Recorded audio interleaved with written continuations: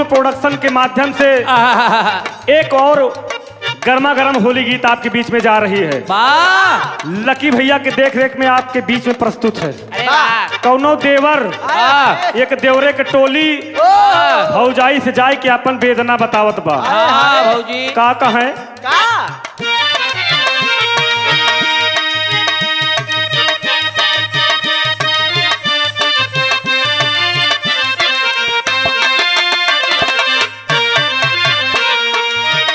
भौजी जानी जा, भौजी जानी जा, रणुवई देवरावा रोवेले।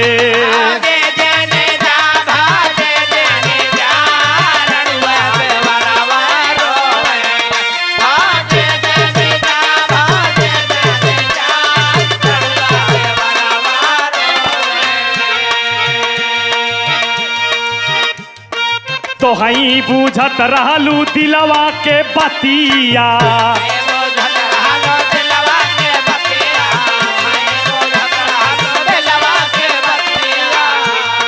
दिलवा के बतिया हो, दिलवा के बतिया,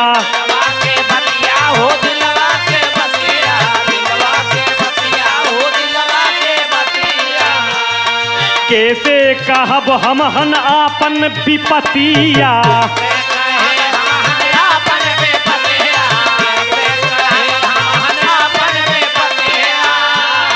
आपन विपतिया हो, आपन विपतिया,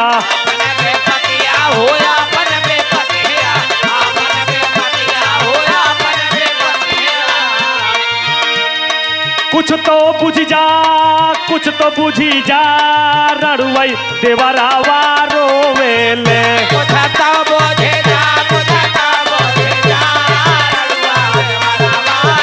होली है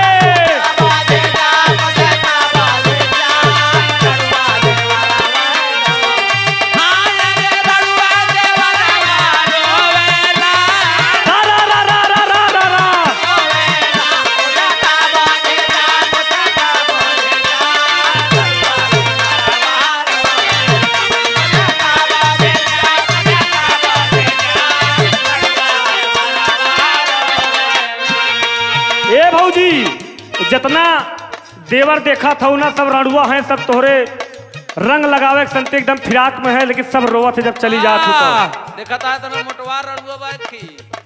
का कहें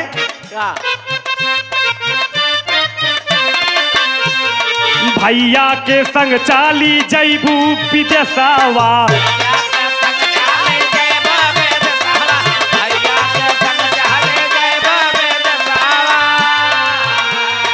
जैबू विदेशवा भौजी, जैबू विदेशवा,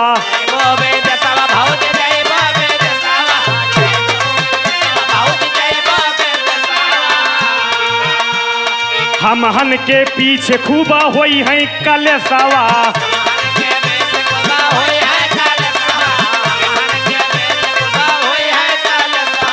होई है कलेसवा भौजी, होई है कलेसवा,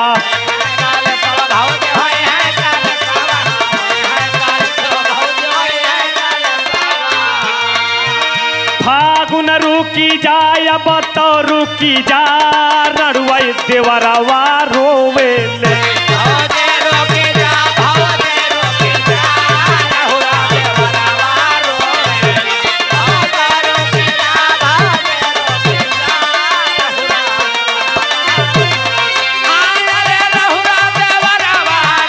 होली है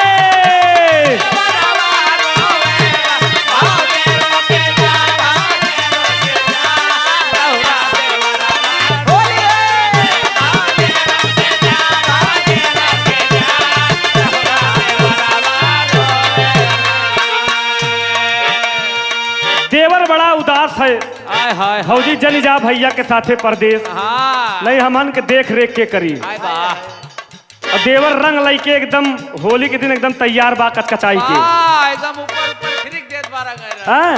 कैसे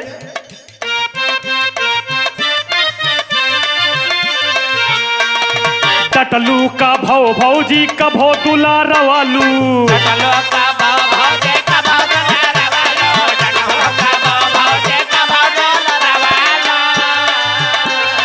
बहुत दुलारवलू भौजी बहुत दुलारवालू दुलारवलू भौजी बहुत दुलारवलू बहुत दुलारवलू भौजी बहुत दुलारवलू